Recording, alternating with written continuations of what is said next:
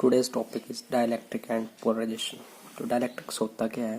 Dielectrics होते हैं जो इंसुलेटर मीडियम होते हैं, या मटीरियल क्या है? Insulator, which does not have free charges for conduction of electricity, जिसके पास कोई फ्री चार्जेस नहीं प्रेजेंट होते हैं कंडक्शन ऑफ इलेक्ट्रिसिटी। या डायरेक्टली हम इसे बोलते हैं dielectrics are non conducting substances in contrast to conductor. ये कंडक्टर क्या होते हैं? बिल्कुल उल्टे होते हैं। They have no or negligible number of charge carriers. So we can write dielectrics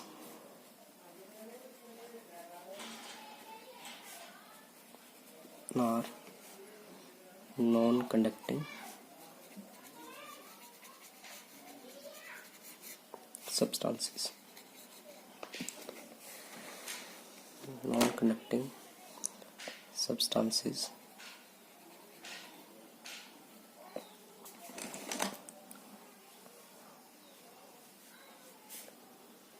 और क्या बोल सकते हैं हम? क्या लिख सकते हैं हम? Insulators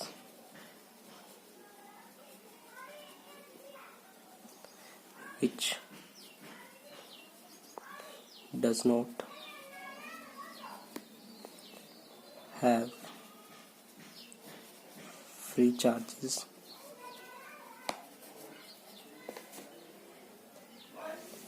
for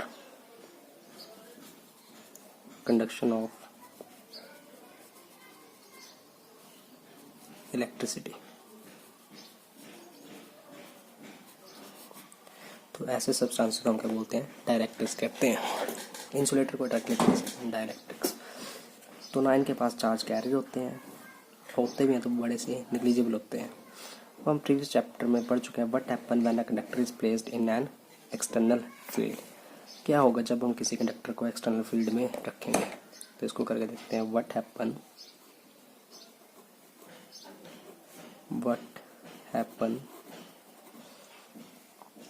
when a conductor is placed in an external electric field। तो क्या होता है जब किसी कंडक्टर को, तो सपोज एक कंडक्टर लेते हैं हम, एक स्लैब लेते हैं, इसको हमने इलेक्ट्रिक फील्ड में रख दिया। तो मीन्स यहाँ पे कहीं पॉजिटिव चार्जेस प्रेजेंट होंगे इन्फिनिटी पे, यहाँ पे कहीं इन्फिनिटी पे जाके होंगे प्रेजेंट नेगेटिव चार्जेस। तो इलेक्ट्रिक फील्ड की डायरेक्शन हमारी ये बनेगी।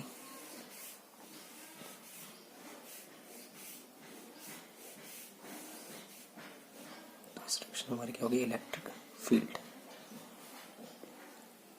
applied electric field या external electric field. Now what happened to this conductor? As we already know, conductor के पास क्या होता है? फ्री चार्ज कैरियर्स होते हैं। And charge distribution in the conductor adjust itself in such a way that free charge carrier होते हैं और वो अपने आप को ऐसे एडजस्ट करते हैं। The electric field due to induced charges opposes the external field within the conductor.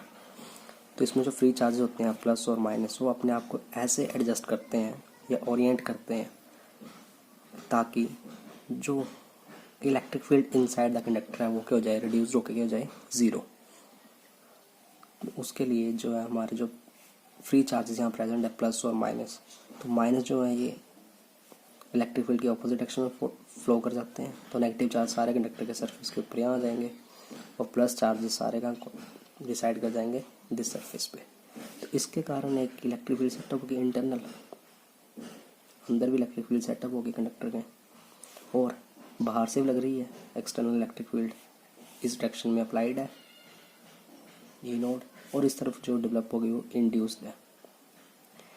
तो इस तरह से डेवलप होती है इंड्यूस्ड, ताकि नेट जो है electric field E nought plus E I का सम जो है क्या बन जाए? Inside conductor zero. तो means inside conductor electric field क्या होती है? हमेशा zero. Now what happen when dielectric is placed in an external field. जब हम डाइलेक्ट्रिक प्लेस कर देते हैं एक्सटर्नल इलेक्ट्रिक फील्ड में, तो इस पर क्या होगा, कंडक्टर प्लेस किया तो हमें पता था कि जो फ्री चार्जेस थे मूव कर गए थे सरफेस की तरफ कंडक्टर के, और एक इंड्यूस्ड इलेक्ट्रिक फील्ड सेटअप हो गई थी इनसाइड कंडक्टर, और जो नेट इफेक्ट बना था इलेक्ट्रिक फील्ड का inside the conductor is zero. Now what happen with this dielectric, the free movement of charge is not possible. Dielectric में कोई free movement of charges possible नहीं होती है. Thus external field induces dipole moment by stretching or reorienting molecules of the dielectric insulator. तो जो molecules होते हैं, molecule दो तरह के हो सकते हैं डाइलेक्ट्रिक में. एक ऐसे जिनके सेंटर कोइंसाइड करते हैं, और एक ऐसे मॉलिक्यूल जिनके सेंटर कोइंसाइड नहीं करते हैं. आप उनके नेम जानते हैं, polar and non polar dielectrics. तो ये पोलर डाइलेक्ट्रिक्स है, और ये कौन सा है, नॉन पोलर मॉलिक्यूल है. जैसे एक्सटर्नल इलेक्ट्रिक फील्ड में रखे जाते हैं तो स्ट्रेचिंग, डाइपोल के करते हैं मॉलिक्यूल करता स्ट्रेच हो जाता है, वो स्ट्रेच होकर ओवल शेप ले लेगा, जिसके कारण प्लस चार्ज एक तरफ चला जाएगा और माइनस चार्ज एक तरफ चला जाएगा, और जाएगा किसके according, according to the applied electric field. और ये इलेक्ट्रिक फील्ड की डायरेक्शन है अप्लाइड, तो plus charge along the direction of field move कर जाएगा, ओरिएंट कर जाएगा, और negative charge opposite to the direction of field, तो इस तरफ आ जाएगा. तो ऐसे ही एक सेटअप हो जाएगा, माइनस चार्ज और प्लस चार्ज, और जो इक्वल एंड ऑपोजिट चार्ज आपस में सेपरेट होते हैं उसे हम क्या कहते हैं, डाइपोल. तो ऐसे बहुत से मॉलिक्यूल्स होते हैं हमारे पास स्लैब के अंदर, ढेरों सारे लाखों करोड़ों मॉलिक्यूल्स होंगे. तो उनकी क्या बनेगी, एक नेट डाइपोल मूवमेंट बनेगी, जिसके कारण इट टर्न्स, जिसके active effect of all the molecular dipole movement. तो हर एक मॉलिक्यूल की अपनी क्या बनेगी, डाइपोल मूवमेंट. तो बहुत सारे मॉलिक्यूल हमारे पास. The collective effect of the molecular dipole movement is net charge on the surface of the dielectric. तो इसके कारण जो हमारा सरफेस होगा डाइलेक्ट्रिक है उसके ऊपर क्या आ जाएगा, नेट चार्ज. हमें पता है डाइपोल में अगर एक डाइपोल लेते हैं हम, इसका नेगेटिव चार्ज यहाँ तो प्लस इधर, तो सभी डाइपोल्स के ऐसे ओरिएंट कर जाएंगे, प्लस सभी इस तरफ, नेगेटिव इस तरफ. तो इस सरफेस के ऊपर हमारे पास क्या पेयर हो जाएगा, यहाँ पे नेगेटिव चार्ज, और इस सरफेस के ऊपर क्या पेयर हो जाएगा हमारे पास, पॉजिटिव चार्ज. चार्ज पेयर हो गए, जिसके कारण यहाँ पे इनसाइड के सेटअप हो जाएगी एक इलेक्ट्रिक फील्ड, जिसे हम क्या बोल देंगे, इंड्यूस्ड, क्योंकि इंड्यूस्ड चार्जेस के कारण आई है, तो induced electric field. But as a result the net electric field जो कि inside the dielectric is not equals to zero, as like in case of conductor net electric field जो थी वो क्या आ रही थी, जीरो आ रही थी. तो यहाँ पे जो सम इन दोनों को जीरो नहीं होगा, तो मीन्स ई नोड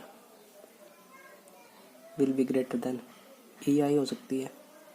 तो जो अपोजिंग फील्ड्स हो induced does not exactly cancel the external field, external field को कैंसिल नहीं करेगी, इट ओनली रिड्यूसेस इट, थोड़ा सा उसे क्या कर देगी, कम कर देंगी. और जो कितना कम करेगी, द एक्सटेंट ऑफ इफेक्ट, कि कितना कम करेगी इंड्यूस्ड फील्ड जो है अप्लाइड फील्ड को कितना कम करेगी, एक्सटर्नल फील्ड को कितना कम करेगी, वो डिपेंड करेगा nature of the dielectric. Dielectric का नेचर क्या है. To understand the effect we need to look at the charge distribution of the dielectric at the molecular level. तो हमें चार्ज डिस्ट्रीब्यूशन देखना पड़ेगा मॉलिक्यूलर लेवल पे कैसे डिस्ट्रीब्यूट होती है, जो ऑलरेडी हम स्टडी आउट कर चुके हैं, पोलर एंड नॉन पोलर. तो उसके इफेक्ट एक बार हम दोबारा से स्टडी कर लेते हैं. तो हम ऑलरेडी स्टडी आउट कर सकते हैं पोलर डाइलेक्ट्रिक्स क्या होते हैं. पोलर डाइलेक्ट्रिक्स क्या होते हैं हम ऑलरेडी स्टडी कर, जिसमें जो है चार्जेस के सेंटर जो आपस में कभी कोइंसाइड नहीं करते, मीन्स पोल बन होने चाहिए. तो इसमें पोल बन रहे हैं, दो पॉजिटिव और नेगेटिव चार्ज के पोल बन रहे हैं. तो ऐसे हम मॉलिक्यूल्स को कहते हैं हम पोलर मॉलिक्यूल्स. और पोलर डाइलेक्ट्रिक्स, तो पोलर डाइलेक्ट्रिक्स कहते हैं which shows the property of dipole. और polar dielectrics they have dipole movement, और इनके पास कोई ना कोई डाइपोल मूवमेंट होगी, क्योंकि डिस्टेंस ऑफ सेपरेशन है between charges. Whereas in case of non polar dielectrics means non polar molecules, इनके चार्जेस जो सेंटर जो होते हैं प्लस और नेगेटिव चार्ज के सेंटर्स आपस में करते हैं, कोइंसाइड करते हैं. तो इन दो चार्ज के बीच में डिस्टेंस नहीं है, कुछ डिस्टेंस ऑफ सेपरेशन जीरो है. तो डाइपोल मूवमेंट क्या होगी इस केस में, जीरो, क्योंकि डाइपोल मूवमेंट का फॉर्मूला कहता है P is equal to Q into 2N. तो ऐसे डाइलेक्ट्रिक्स, ऐसे नॉन पोलर मॉलिक्यूल्स को हम बोलते हैं non polar dielectrics. such molecules which does not show the property of dipole moment without the presence of external field, but in external field they show the property of dipole. Now next is, what are symmetric molecules and asymmetric molecules? Molecules do not have dipole moment of their own उनको हम क्या बोलते हैं, symmetric. And molecules have dipole moment of their own. ऐसे molecule जिनकी अपनी dipole moment होती है उन्हें हम क्या कहते हैं, एसिमेट्रिक. और ऐसे मॉलिक्यूल जिनकी अपनी डाइपोल मोमेंट नहीं होती है उन्हें हम कहते हैं सिमेट्रिक. मीन्स सिमेट्री है. तो जैसे सिमेट्री मीन्स जो नॉन पोलर मॉलिक्यूल में देख रहे हैं हम, प्लस चार्ज और माइनस चार्ज कोइंसाइड कर रहे हैं सेंटर इनके, और एक मान सकते हैं एक स्फेरिकल शेप का मॉलिक्यूल बन रहा है, मीन्स सर्कल की तरह दिख रहा है. तो इस सिमेट्री आ रही है, हर एक जो पॉइंट है सेंटर से क्या इक्वल डिस्टेंस पे है, तो थोड़ा सिमेट्री बन रही है इस फिगर में. Whereas in case of polar dielectrics हमारा प्लस चार्ज यहाँ पे और माइनस है, तो एक oval shape means elliptical shape बन रही है. तो ये जो है सिमेट्री नहीं है इसमें, इसका सेंटर से यहाँ डिस्टेंस ज़्यादा होगा, इसलिए यहाँ इस तरफ वाई एक्सिस के लॉन्ग क्या होगा, थोड़ा सा कम होगा. तो मीन्स एसिमेट्रिक मॉलिक्यूल्स कह सकते हैं हम, और इन्हें कह सकते हैं हम symmetric molecules. Dielectric oblique insulator when expose to an external field. जब हम डायलैक्ट्रिक को एक्सटर्नल फील्ड में रखते हैं तो क्या हैपन होता है. फर्स्ट हम कर सकते हैं नॉन पोलर डायलैक्ट्रिक लेते हैं, उसको देखेंगे इलेक्ट्रिक फील्ड में क्या हैपन होता है. ले लिए एक जिसमें पॉजिटिव और नेगेटिव चार्ज कोइंसाइड करते हैं जिनके सेंटर. तो जब हम इसके अक्रॉस कोई इलेक्ट्रिक फील्ड नहीं लगाते हैं, इलेक्ट्रिक फील्ड इज 0. बट जब हम इलेक्ट्रिक फील्ड में रख देते हैं इसे, इट्स नॉट इक्वल टू 0, तो क्या हैपन होता है, ये जो पॉजिटिव और नेगेटिव चार्ज हैं इनके सेंटर करते हैं डिस्प्लेस. जैसे इलेक्ट्रिक फील्ड के अंदर रखते हैं तो डिस्प्लेस कर जाते हैं. तो डिस्प्लेस करके इन an external electric field positive and negative charge of polar molecule displaces in opposite direction. जो ऑपोजिट डायरेक्शन में करते हैं डिस्प्लेस. तो ये एक्सटर्नल इलेक्ट्रिक फील्ड में रखने के बाद कैसे बन जाएंगे, या नेगेटिव या पॉजिटिव, नेगेटिव पॉजिटिव, तो कुछ ऐसी शेप बन जाएगी नेगेटिव पॉजिटिव. तो सभी मॉलिक्यूल्स में ऐसे आता है. तो मीन्स जनरली ऐसे बना सकते हैं हम, नेगेटिव पॉजिटिव, नेगेटिव पॉजिटिव.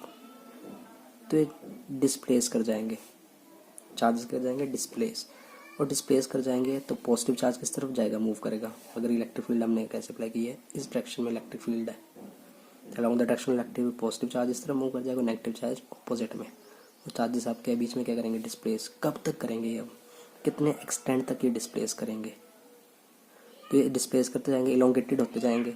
अब किसी चीज़ को हम खींचे, रबर बैंड को हम खींचते हैं, कितना खींच सकते हैं, आफ्टर एक लिमिट हम उसको नहीं खींच सकते. जैसे स्प्रिंग होता है तो उसके अंदर क्या डेवलप हो जाती है, एक रिस्टोरिंग फोर्स डेवलप हो जाती है जो कि उसकी डिस्प्लेसमेंट को कर देगी, स्टॉप कर देगी. तो वैसे ही इनके बीच में क्या डेवलप हो जाएगी, एक dipole movement from negative to positive, जिसके कारण एक डेवलप होगा इनके अंदर इंड्यूस्ड डाइपोल मूवमेंट, जिसके कारण ये एक्सटर्नल इलेक्ट्रिक फील्ड के जो कारण जो फोर्स लग रही है एक्सटर्नल, उसको क्या कर देंगे, अपोज कर देंगे एक रिस्टोरिंग फोर्स डेवलप करके, और ज़्यादा एक्सटेंड नहीं होंगे. और तो ऐसे बन जाएंगे. तो हर एक डाइपोल की अपनी क्या होगी, एक डाइपोल मूवमेंट होगी. तो जिसके कारण जो नेट डाइपोल मूवमेंट होगी पूरे डाइलेक्ट्रिक की, वो कुछ ना कुछ बन जाएगी, जिसे हम कह लेंगे डाइपोल मूवमेंट ऑफ डाइलेक्ट्रिक.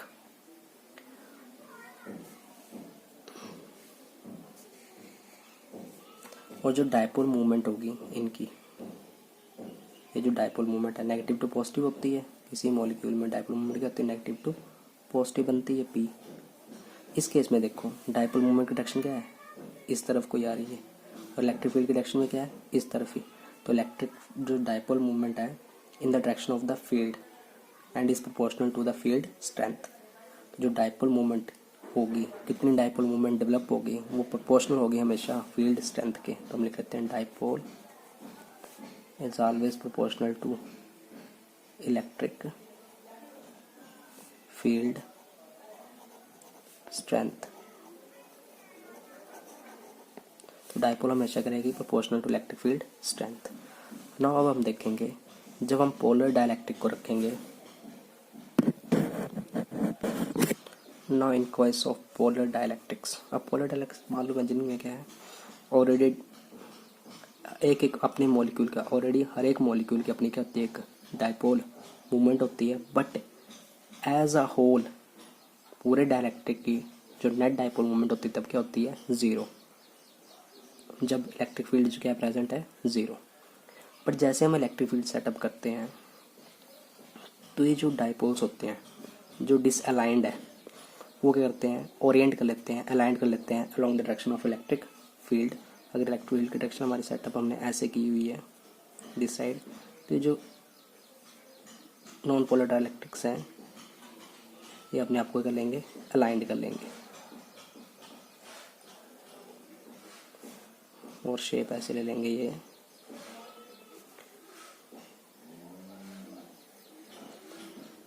तो यहाँ इस तरफ क्या जाएगा, negative positive negative positive negative positive negative positive negative positive, और अलाइंड इस तरह करेंगे कि सारे के सारे जो हर एक की डाइपोल मूवमेंट होगी वो अलोंग द डायरेक्शन ऑफ क्या हो जाएगी, इलेक्ट्रिक फील्ड हो जाएगी।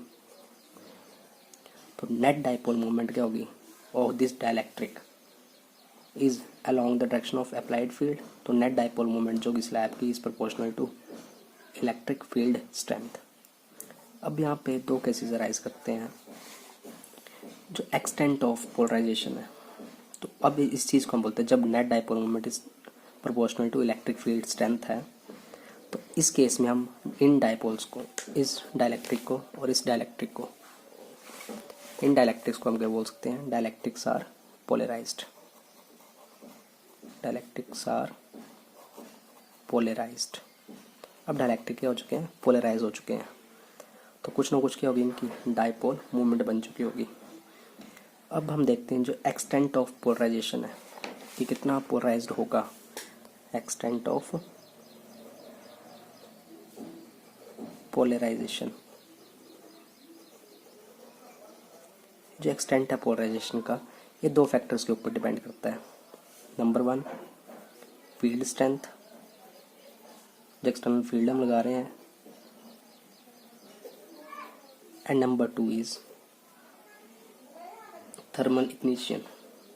Second factor is thermal ignition. These two factors are reciprocal to each other. Field strength जो होती है वो पोलराइजेशन को हेल्प करती है, डाइपोल को करती है, सॉरी डाइलेक्ट्रिक करती है, पोलराइज्ड करती है।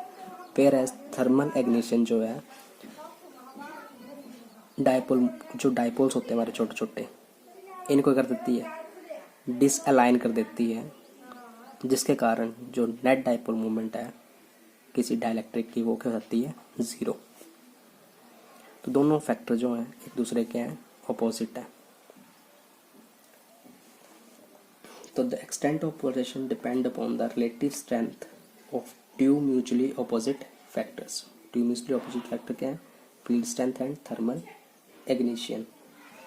The dipole potential energy in the external field tending to align the dipoles with the field, and the thermal energy tending to disturb the alignment. There may be in addition the induced dipole moment effect as for non-polar molecules, but generally the alignment effect is more important for polar molecules. तो induced dipole moment effect जो है more important है for non polar molecules के लिए, और alignment effect is more important for more polar dielectrics.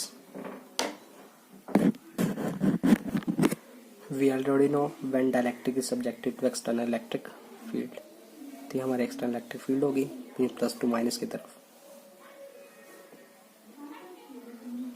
तो dielectric के जो मॉलिक्यूल्स होते हैं, चाहे पोलर हो चाहे नॉन पोलर हो, वो आपस को कर लेते हैं, अलाइन कर लेते हैं along the direction of applied field.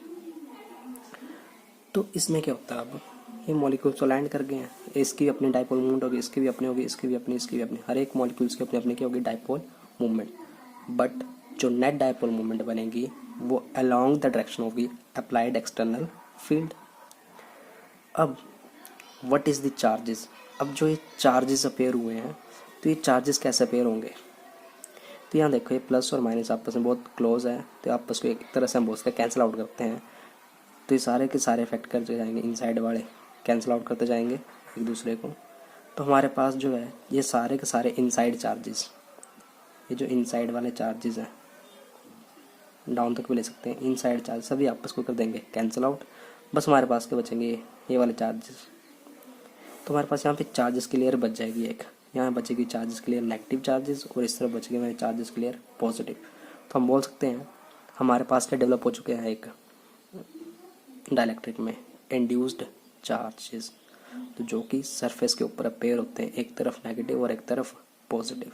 तो नेगेटिव जो अपेयर होंगे वो कहाँ अपेयर हो जाएंगे हमारे पास, जहाँ इलेक्ट्रिक फील्ड के पॉजिटिव चार्जेस होंगे, means opposite to electric field, और पॉजिटिव चार्जेस कहाँ पर हो जाएंगे along the direction of electric field हो जाएंगे। तो इनके कारण भी यहाँ पे क्या बनेगी एक नेट इलेक्ट्रिक फील्ड बनेगी। इन साइड भी क्या सेटअप हो जाएगी इनके कारण, अब इलेक्ट्रिक फील्ड सेटअप हो जाएगी ऐसे करके प्लस टू माइनस, जैसे हम क्या बोलेंगे ई आई इंड्यूस्ड। तो ऑलरेडी ई ज़ीरो भी थी अंदर, तो नेट क्या बनेगी E net is equal to E zero minus E I. तो यहाँ पे क्या बनेगी सरफेस चार्जेस डेवलप हो जाएंगे। तो इस सरफेस चार्ज डेंसिटी को क्या बोलते हैं, चार्जेस आ चुके हैं तो उसको सरफेस चार्ज डेंसिटी बोलते हैं माइनस, और इस तरफ प्लस की चार्ज डेंसिटी आएगी तो इसलिए बोलेंगे हम प्लस सिग्मा आई। बुक्स में सिग्मा पी भी यूज़ किया होगा। और यहाँ पे प्लस चार्जेस थी तो यहाँ पे ओरिजिनल थे, इसे सिग्मा ओ या सिग्मा बोल देते हैं इसको, प्लस सिग्मा, और इसकी क्या होगी माइनस सिग्मा। तो हम वेरियस टर्म्स के बारे में पढ़ेंगे आगे उसमें। So we can write our considerations and dielectric present in external electric field develop their own dipole moment along the direction of applied field.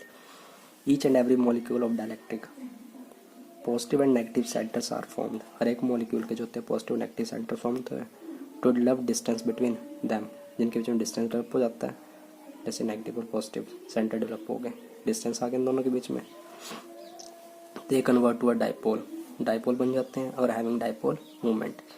Each dipole align themselves along electric field, हर एक dipole जो aligned हो जाता है along the applied of direction of electric field. Dielectric can develop a charge density called induced charge density sigma I.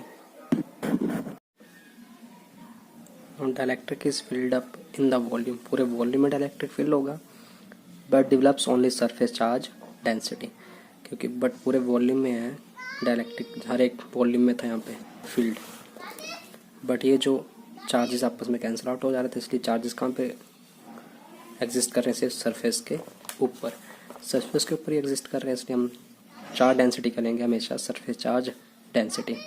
Therefore net surface charge density is equal to sigma n is equal to sigma minus sigma i. This implies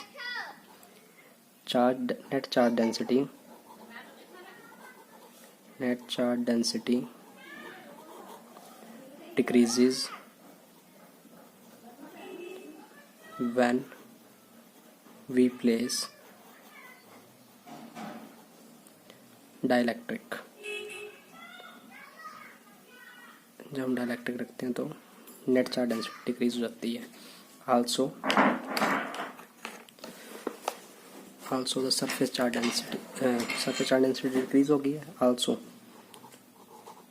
net electric field is reduced,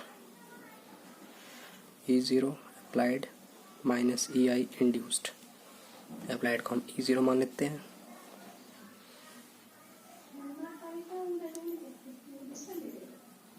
sigma I,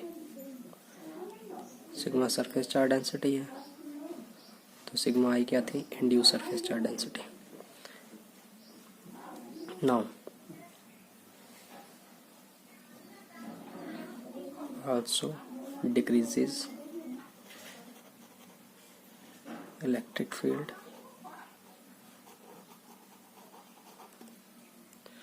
by developing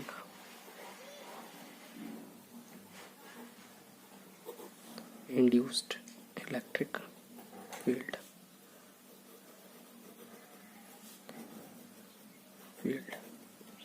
Next is induced dipole moment। तो जो dipole movement induced हुई थी यहाँ पे is proportional to applied field थी, हमने पहले देखा है, तो उसे हम बोलते हैं इंड्यूस्ड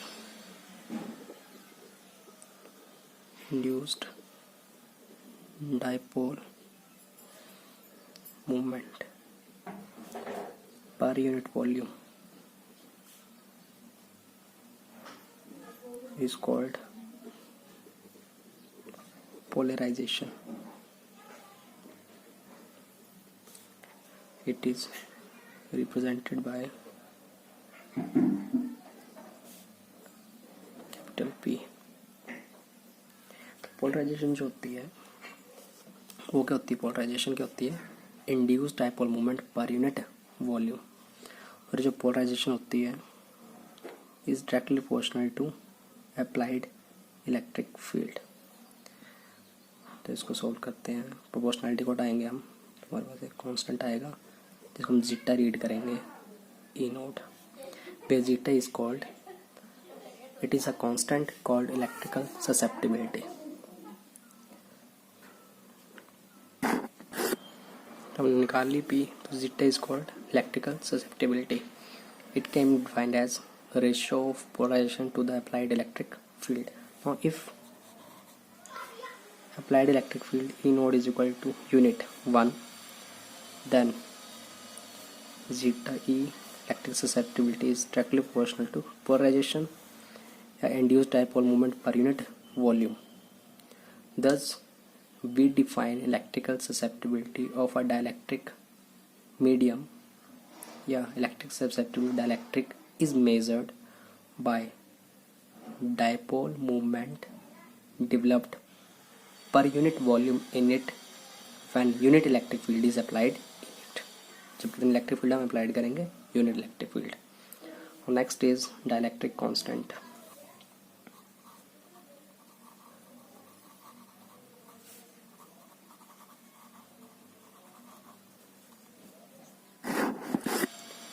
फ्यू टर्म्स के बारे में हमने अभी स्टडी किया. ई नोड को हम क्या बोलते हैं? Applied electric field. E N को नेट या reduced electric field. E I को बोलते हैं हम इंड्यूस्ड इलेक्ट्रिक फील्ड. तो डाइलेक्ट्रिक कांस्टेंट के को हम डिफाइन कर सकते हैं as a ratio of applied electric field to the reduced electric field या to the net electric field. This implies dielectric constant is defined as the ratio of applied electric field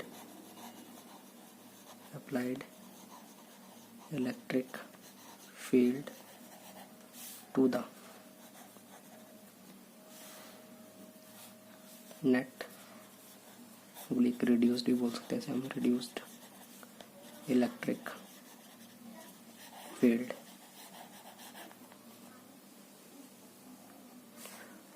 it may also defined in terms of permittivity,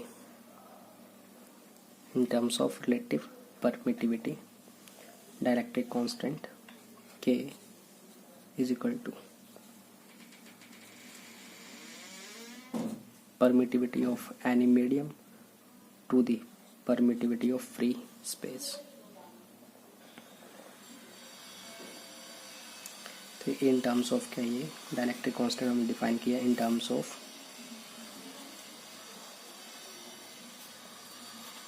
permittivity.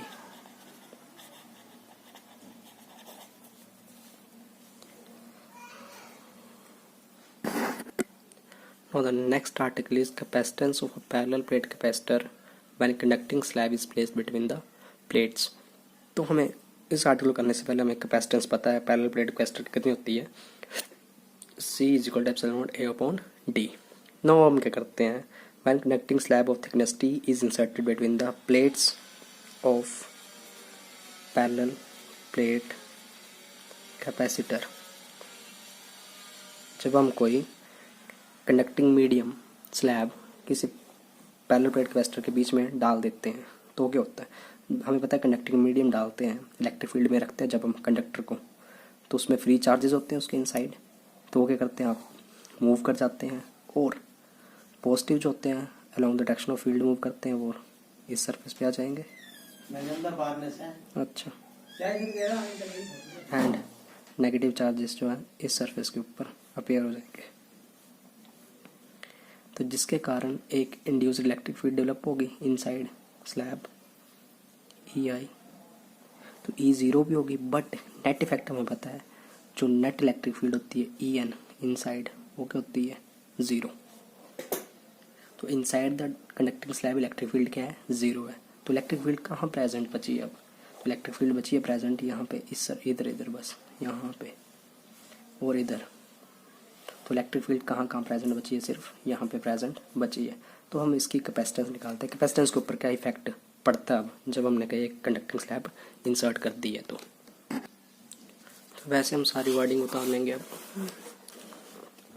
The free charge is inside the conductor flow and appear on the surface of conductor, जो हमने पहले discuss such that induced electric field is set up opposite to applied field. As a result inside conductor electric field is zero, means net electric field हो जाएगी zero.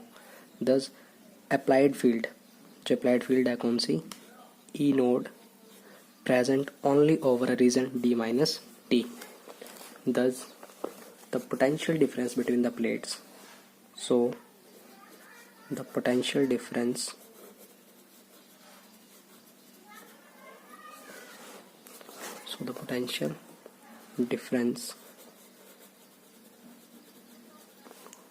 between the plates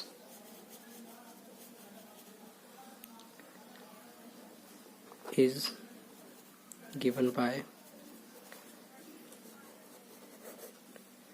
तो potential के लिए formula हमने बताया, हमने पहले पढ़ा E is equal to minus d b over d r, but for uniform electric field we have E is equal to v upon d, r means distance. तो हम यहाँ से निकालते हैं, हम मैंने के लिए वो ये सिर्फ मैग्नीट्यूड लेते हैं। तो यहाँ से पोटेंशियल का फॉर्मूला यहाँ से हमारे पास V is equal to E into D, तो वही हम लिखेंगे, बट डी जहाँ पे इलेक्ट्रिक फील्ड प्रेजेंट है। तो इस केस में पोटेंशियल क्या बन जाएगा, जब हमने कनेक्टर स्लैब प्लेस की है तो E applied field into distance जहाँ पे इलेक्ट्रिक फील्ड बची है, the applied field present only over a region, इस रीजन में प्रेजेंट है बस।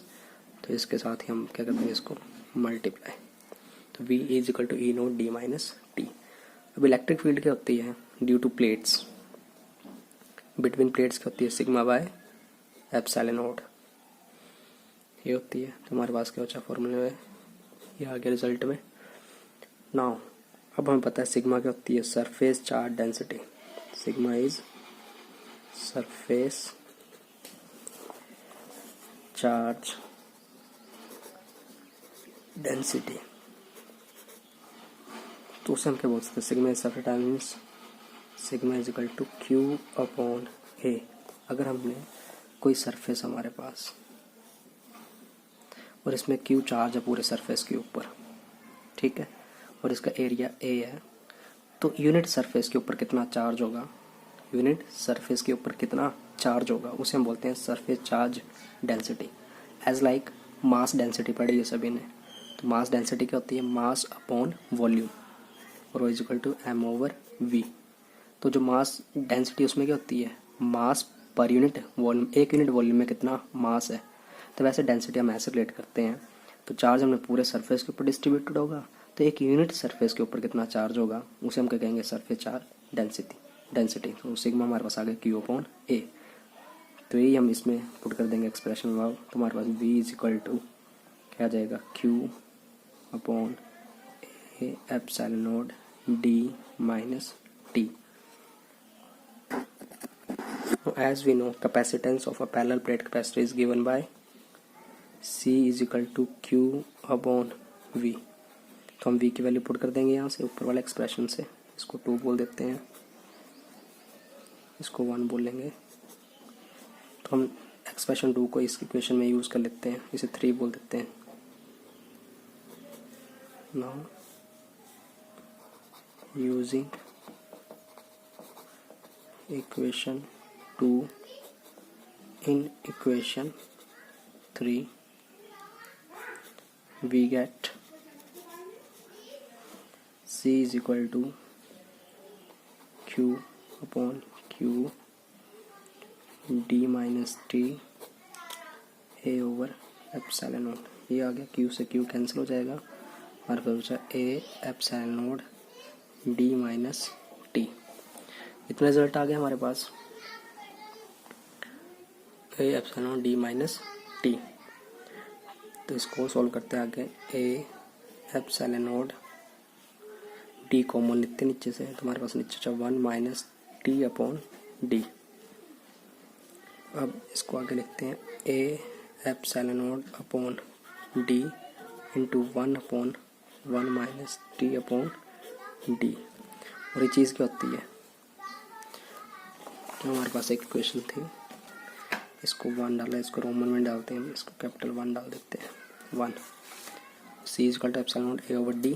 तो इसका यूज़ करके हम यहाँ पे इस epsilon node A over D को हम कह सकते हैं कैपेसिटेंस ऑफ पैरेलल प्लेट। इस कैपेसिटेंस को हम नोटेशन देते हैं C dash. This implies C dash is equal to C upon 1 minus T upon D. तो एक कैपेसिटेंस आ गया हमारे पास C dash. Clearly C dash is less than c dash is less than or greater than C dash is greater than C. Thus capacitance increases on introducing a dielectric slab between the plates. Now next article is capacitance of a parallel plate capacitor when dielectric slab. अब कौन सा हम place करें, dielectric slab, जिसे हम बोल सकते हैं नॉन कंडक्टिंग। डायलेक्ट्रिक हम क्या बोलते हैं, non conducting slab is placed between plates. तो हमने कर दिया प्लेस। तो हमें पहले पता था capacitance of parallel plate capacitor is given by c is equal to epsilon node a upon d. Capacitance होती है जब कुछ भी हमने कैपेसिटर के बीच में इंसर्ट नहीं किया तब कैपेसिटेंस ही होती है। अब हम डाइलेक्ट्रिक प्लेस कर देते हैं स्लैब के अंदर। जैसे हमने डाइलेक्ट्रिक प्लेस किया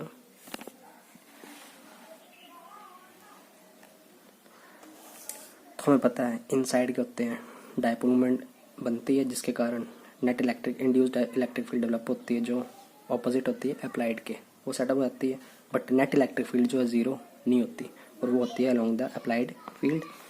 तो टी हमने थिकनेस लिया ग्लास स्लैब की, D is the difference between two parallel plate capacitor है।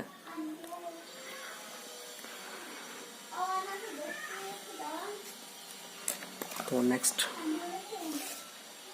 Consider dielectric slab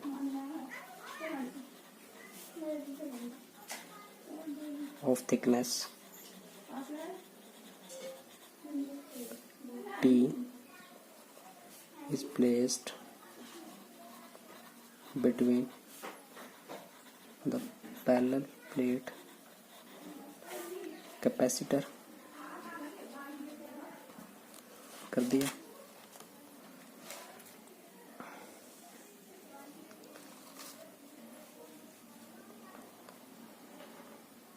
due to polarization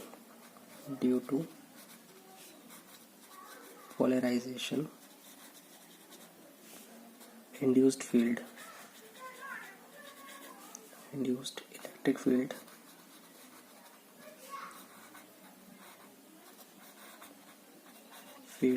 is set up inside the dipole, inside the slab.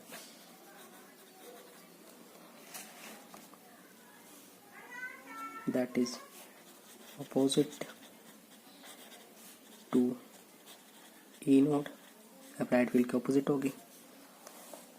As a result, net field inside slab is En is equal to E0 minus E induced, ये आ जाएगी।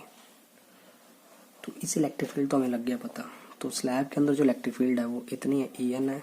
Where as जो slab के बाहर है, जो space बचा है, surface बचा हुआ है, जगह बची, यहाँ पे फील्ड कितनी होगी, जो अप्लाइड है वही होगी। तो पोटेंशियल, जो नेट पोटेंशियल होगा between the plates of the capacitor is the sum of the potential, इस सरफेस में, इस स्पेस में जो पोटेंशियल होगा, plus the potential inside the dielectric. तो पोटेंशियल लिखने का फॉर्मूला हमारे पास ऑलरेडी है, V is equal to E into D. तो हम लिख लेते हैं potential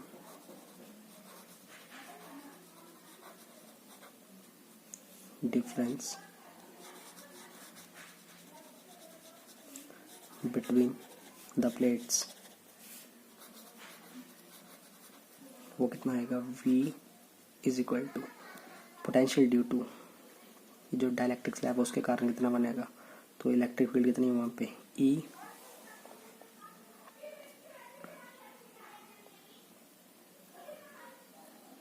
N into T, thickness उसकी, प्लस यहाँ कितनी बची है, E नोड होगी, बट डिस्टेंस कौन से में प्रेजेंट, D माइनस टी में, ये आ जाएगा। But we no,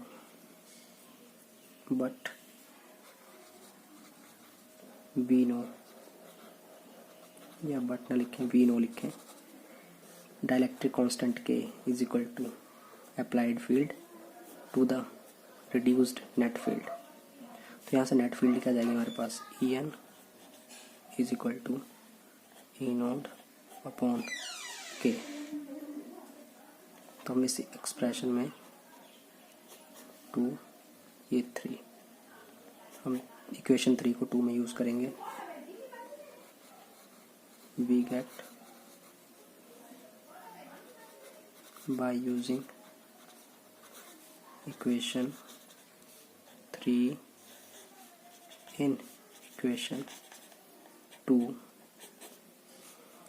V is equal to En की वैल्यू होगी E naught upon K plus E node into D minus T. Further हम आगे कैलकुलेशन में कर लेता हूँ, आपको शो कर दूंगा कैसे होगी। तो हम करते हैं इसमें E नोड कॉमन लेते हैं यहाँ पे,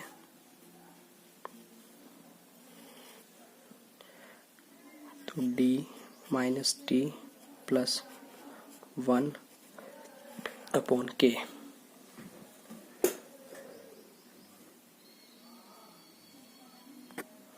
यहाँ पे टी था इसलिए साथ में क्या है, टी अपॉन के। अब हमें पता है ई नोड क्या होती है,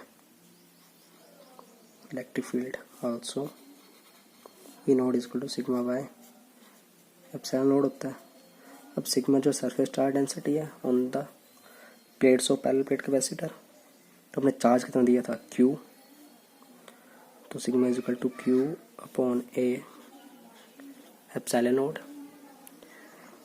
ये होता है। तो इसको भी हम ई नोड की वैल्यू ये यहाँ पे पुट कर देंगे, इसे हम 4th बोल देते हैं, इसे 5 using equation 5 in 4 we get V is equal to Q A epsilon node D minus T plus T upon K. Therefore, new capacitance इसे हम C डैश बोल देते हैं,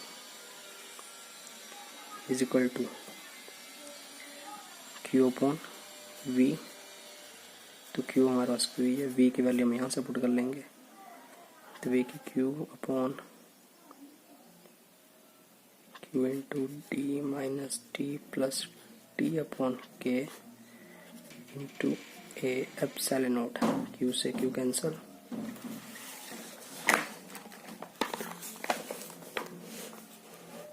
हमारे पास बचेगा C dash is equal to,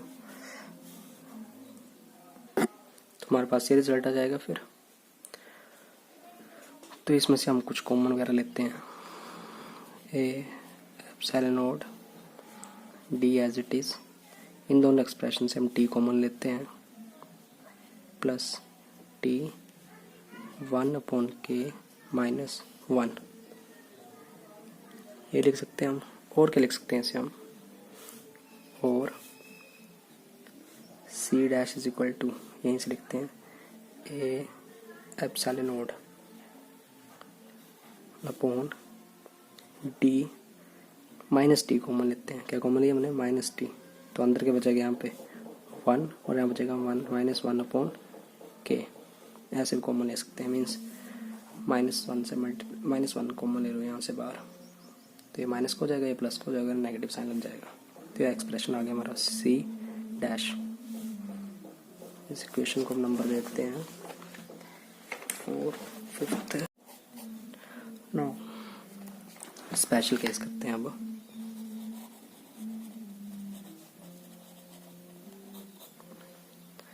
if जो हम स्लैब डाल रहे हैं, सी हियर, जो हम स्लैब डाल रहे हैं उसकी जो थिकनेस है वो हम पूरे कैपेसिटर को फिल कर देते हैं। जो डाइलेक्ट्रिक सब्सटेंस हम डाल रहे हैं वो पूरे कैपेसिटर पे इंसर्ट कर देते हैं। मीन्स थिकनेस जो होगी वो डी, डिस्टेंस ऑफ सेपरेशन के बराबर है। If t is equal to d हो जाए, if t is equal to d means पूरा ही कैपेसिटर फिल्ड कर दिया हमने। थिकनेस हमने कितने ले ली, डी के बराबर ले ली। तब equation 6 becomes c dash is equal to a epsilon node D minus d 1 minus 1 upon के।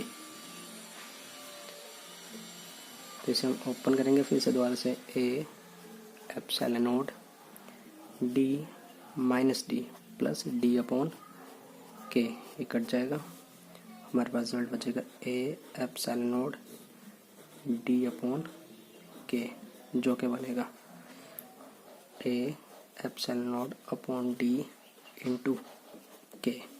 We know this result already.